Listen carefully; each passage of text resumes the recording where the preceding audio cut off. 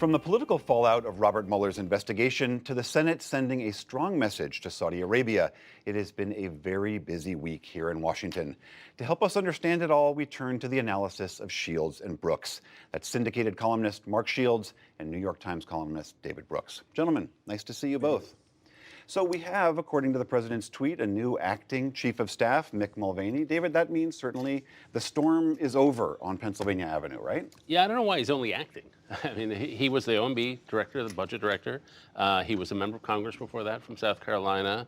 It was on the super fiscal hawk side of the ideological spectrum, and it's generally well regarded, as far as I know, in the House, or was in the House and around Washington. He knows the players in Washington. So you'd like to see him be the guy? Well, he seems like a solid pick. The question for the chief of staff is not the normal question for a normal chief of staff, is can this person protect Donald Trump from himself? And I'd say that's an open question. We'll see. You've got John Kelly, was a big tough guy who had the general gravitas, and Trump would sometimes defer, but even at great personal cost to General Kelly. And so we'll see if Mulvaney has that. Mark, what do you think? Is it? He wore two hats. He was budget management OMB director, and he was also took over the Consumer Protection Financial Bureau. And two things. We've seen the largest growth in the national debt in a time of prosperity in the world's history. Usually when the debt goes down, it's a time of economic retraction and things aren't going well. The government spends, or war. We've had peace and we've had prosperity and we've had the debt reach historic highs, on its way to even more historic highs. That's the first plus.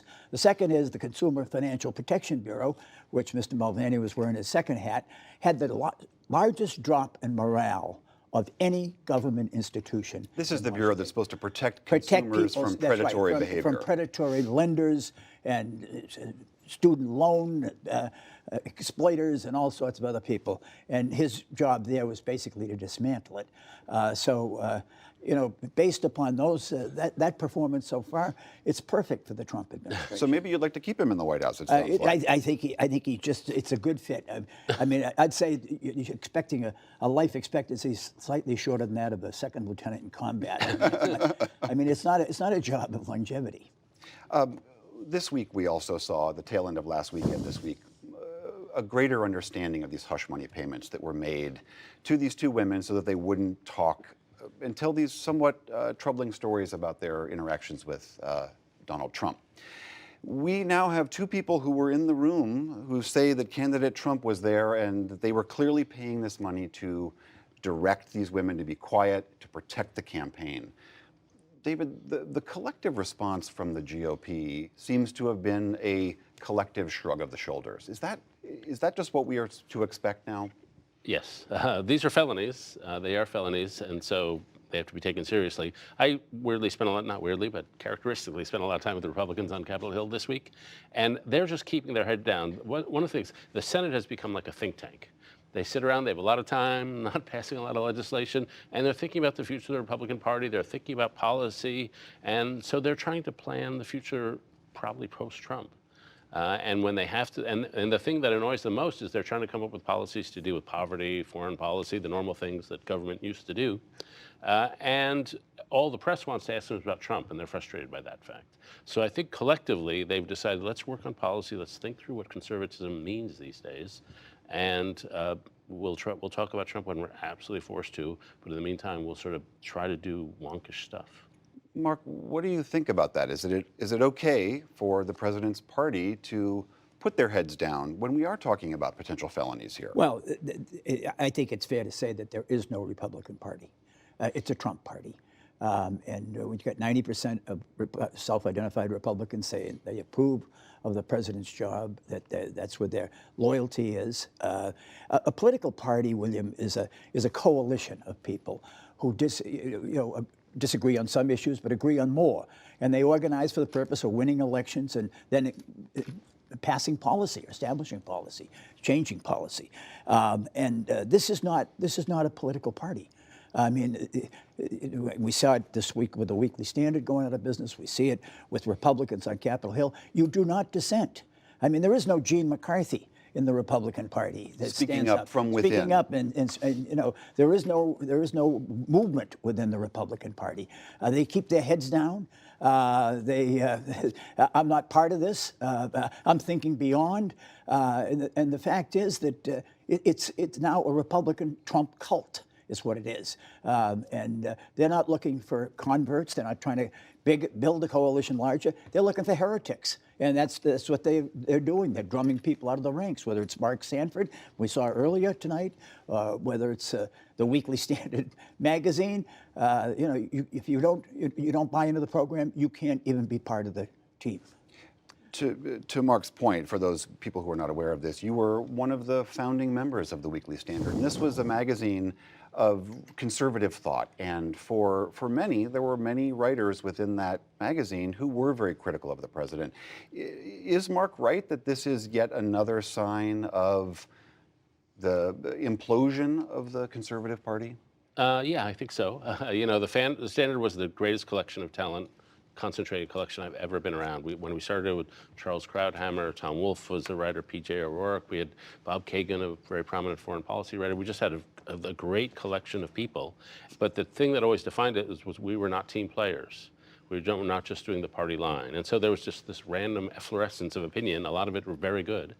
And the Standard was killed this week for three reasons, I think. First, because it was not a Trump organ, and that hurt it with subscribers and generally. Second, that the owner, Phil Anschutz at his organization, didn't understand what an opinion magazine is. And they were trying to get it to hire AM radio jocks to be the writers because they wanted sensational dumbness. It would be like buying the NewsHour and say, Ann Coulter's really good. She'd be great for your organization. And they were getting stiffed by the editor, the past editor and the current editor said, no, that's not who we are. And so they just didn't understand what an opinion organization is.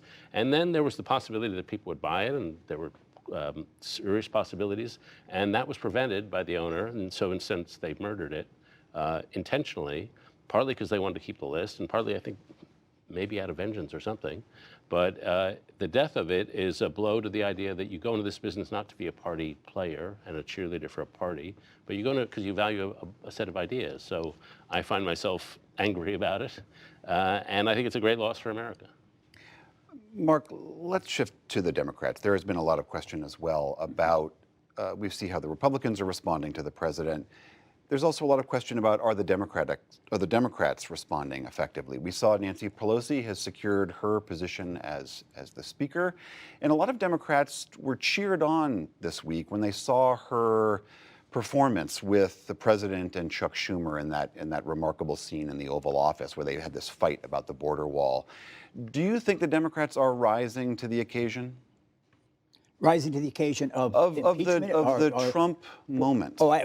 Certainly based upon the unprecedented, unorthodox session in the White House, where the president invites in the cameras, doesn't tell anybody, and all of a sudden you're sitting there as the leader of the Democrats in the House, the leader of the Democrats in the Senate, and you're going against Donald Trump, who's a master of that form. And I thought Nancy Pelosi won 2 out of 3. I mean, she pinned him. She had him on facts. Said, you've got the House, you've got the Senate. Let's vote on it right now, Mr. President. You really think you don't have the votes, Mr. President? And she corrected him on facts, which, of course, is I guess very few people. He doesn't take correction well. He doesn't take correction from a woman well. But I thought she did it with great respect. It was always Mr. President, rather. He's calling her Nancy. It's a sort of a arm over the shoulder, and just one of the guys. But as far as the Democrats, they're in a quandary. It's a political quandary. I think David mentioned earlier, the evidence is piling up against Donald Trump, but the political will is there. Donald Trump had a very low level of expectation coming in. Unlike Jimmy Carter, he didn't say, "I'll never lie to you." Integrity was not his strong suit. So, there's dismay, but not total astonishment at these revelations about him. And he started off, you'll have to ask Michael Cohen about these payments. Then it was really preserving family sanity and well-being. And then who's Michael Cohen? And then Michael Cohen was doing this on his own. And then there's nothing wrong with it. And the president's lawyer this week saying lawyer, it wasn't even a crime. No one got killed. No one got hurt. That's what Rudy reduced it to the most elementary of New York street crimes. So that, to me, the Democrats, there is not the will, I don't think, in the country now to impeach him, and I don't think that probably there is evidence, but there's certainly mounting circumstantial sense that this is not that we're seeing the tip of the iceberg. David, in just the last few seconds we have, what do you make of the Democratic response to the president? Yeah, well, I don't know if they're smart enough to do this, but the Republicans were organizing at that moment their messaging of how we're going to handle the shutdown, and they were going to call it the Schumer shutdown and try to pin it on the Democrats. Yeah. And then Trump says, no, it's mine my shutdown. So he completely undercuts the message of his own party. David Brooks, Mark Shields, thank you both very much.